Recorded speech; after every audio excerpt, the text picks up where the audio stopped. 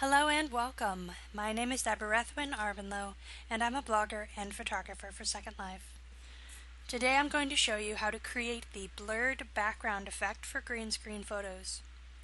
You can use that effect to create photos like the one that's on the screen right now. So this uses a blurred background effect, and then I use several other effects like the drop shadow effect, the overlay effect, and some misty and things like that. So you can create a photo similar to this using this effect.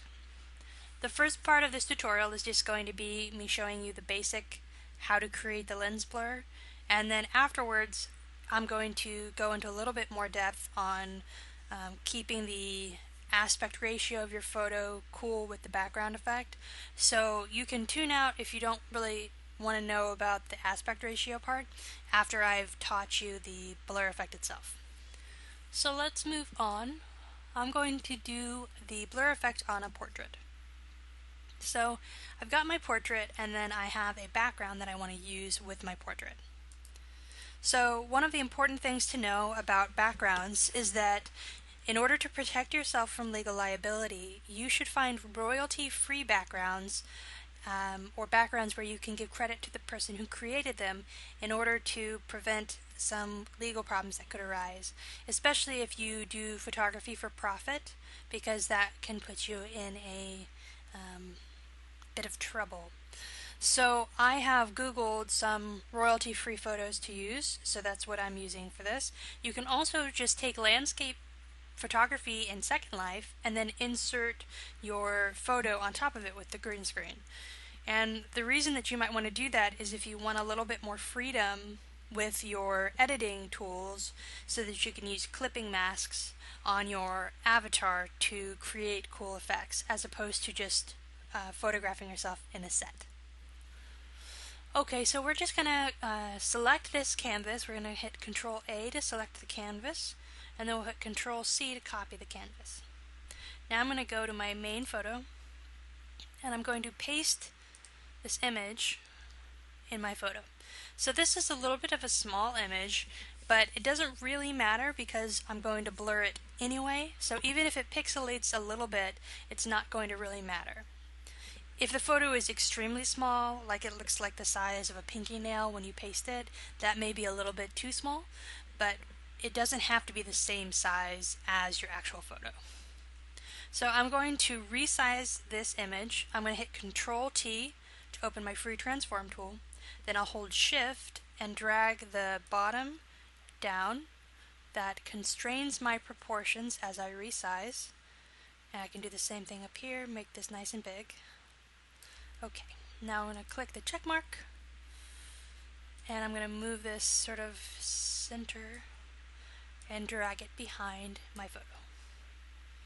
Now one more thing that I like to do is I like to refine the edge of my photo. This doesn't really work for full body photos as well because it's hard to refine the edge on something like that, but for waist up shots and for portraits it's pretty good.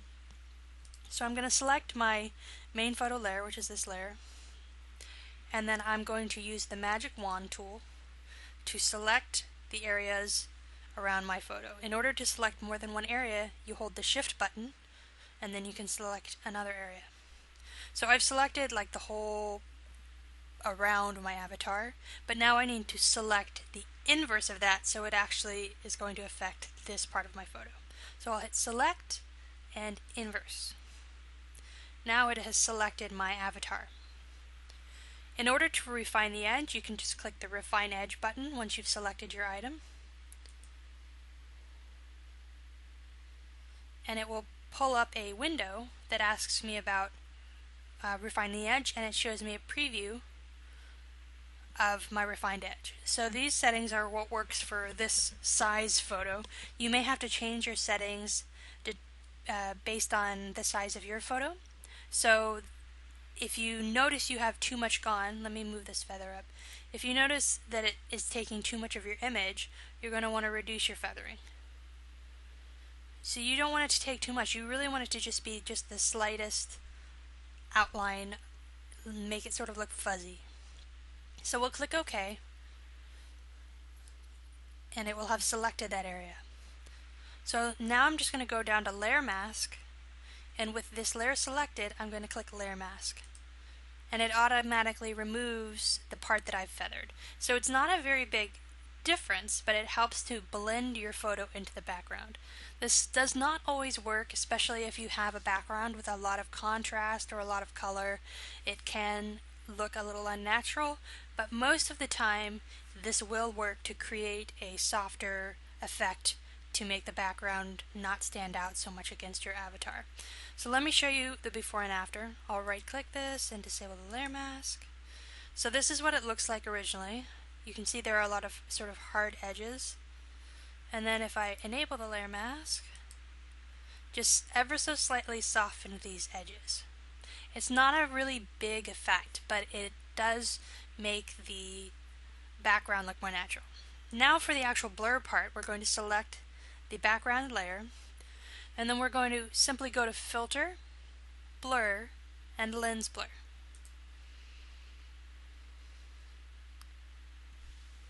And this is going to take a little while to load, so I'll pause this while it loads. Okay, so you can see that I have loaded my lens blur and it loads the photo into a preview. Now you can just copy my settings if you want. That's probably the easiest way. So if you want to, you can just pause here and then copy the settings into your lens blur. But you can see on the effect that it creates this blurred effect. And if you blur it and then you find it needs a little more blurring, you can simply repeat the effect. So let's click OK. And it's going to slowly load it into my photo. So I'm going to pause again while it loads. It takes a little bit of time. Okay, so the lens blur has completed, and you can see that I now have this blurred effect in the background. And that's really all that you need to do for that. So that is the end of the basic part of this, and now I'm just going to touch on the aspect ratio portion.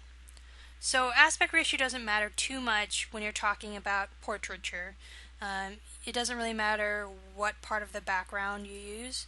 And by aspect ratio, I mean, do you need to show a certain amount of landscape in the background in order to make it look realistic? Because the bottom line for green screen backgrounds is making sure it looks realistic. So let's talk about something that's a little bit more difficult to do. So a photo like this, where you have the full avatar, let me disable that layer mask. A photo like this where you have the full avatar is a little bit more difficult to create a natural effect for, because a lot of times it kind of looks like the avatar is floating on the land. So I have an image here that I have. It's a royalty-free image. One of the main things that you need to know when you're doing a full body green screen is you want to have quite a bit of landscape going backwards in your photo. So here you see I have all of this sort of land going backwards because you want to place yourself in the landscape itself. So if you have a photo that's flat up on, you're just going to look like you pasted yourself on the photo. So I'm going to select this photo, Control A, copy it, Control C, and then I'm going to go back to my main photo, and I'm going to paste this, and then resize it, just like I did on the other one. You may want to resize it sort of oversized. Basically, you want it to look like your avatar really is in that place. So we're going to resize this pretty big. And it's okay if it pixelates.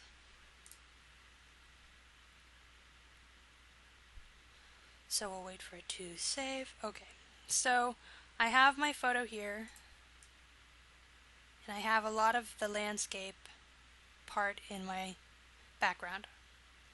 The landscape meaning this section here. So it looks a little bit more natural because I have room for my avatar to be on there.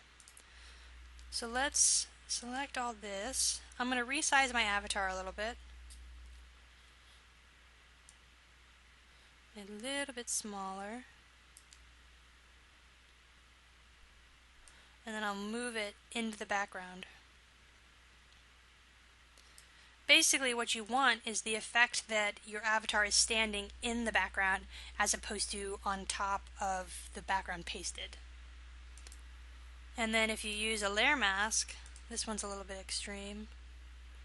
If you use a layer mask, you can make it even a little bit more natural. So let's blur this. And since I just blurred something, I can just use the same blur. If you hit filter, the last thing that you did comes up in the top, so you can just do that. So while this progresses, I'll pause so you don't have to hang out with me while it does that. Alright, so we've blurred the background and it's created the correct blurred effect. In this particular kind of photo, you would definitely need some extra processing. You'd probably need to add some sort of fog or mist here to help to add to the idea that it's blended. You'd have to do a lot more work for full body shots than you have to for up close shots, because the cropping of it will make it a lot more natural. In this case, you have to create more effects like a drop shadow. Create a drop shadow effect. And spread a size. I'm just going to do this quickly, so it may not be perfect. If you have not seen my drop shadow effect tutorial, you should probably check that out before you try and do this. That's the effect that I'm using to make this.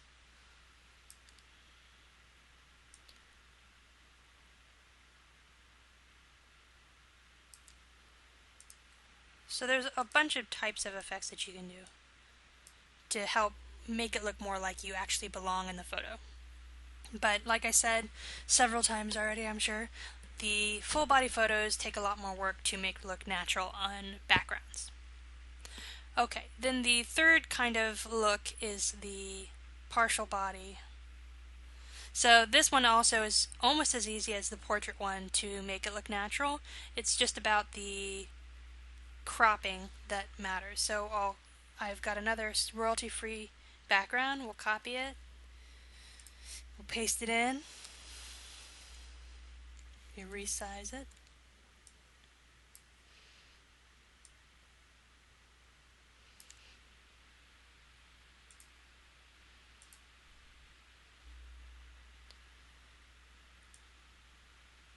Okay.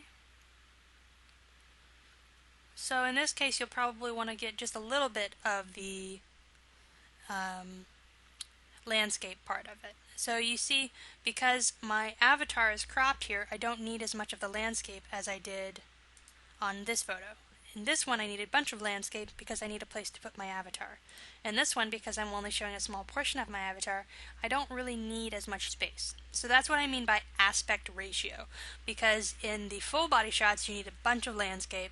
In the partial body shots, you need a little landscape, and then in the portraiture, you don't really need landscape at all. So we'll blur this one, just for effect.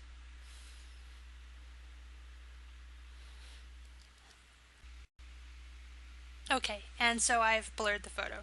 You'll notice I'm pausing every time I do the lens blur, and that's because it takes a little bit of time to render the blur, so I didn't want you to have to wait while it happened. So you can see it looks a lot more natural now. And obviously, in most of these cases, you're going to want to do a little bit of extra processing to make it look even more natural, adding things, environmental things, which help make it look realistic, like fogs, snows, all kinds of different things, even like lens flares and things like that. You can add those to the photo. But that is the concept of all the different sorts of lens blurs that you can do. The lens blur itself is pretty much always the same. The only thing that changes is the aspect ratio of the actual background itself. So that is that for the lens blur tutorial. If you have questions, you can leave them below. You can send them to me on Flickr, on Plurk, in Second Life, or no, that's about it. You can send them to me in those methods, and if you have a suggestion for a tutorial, you can leave that in the same places. Thank you for joining me, and I'll catch you next time.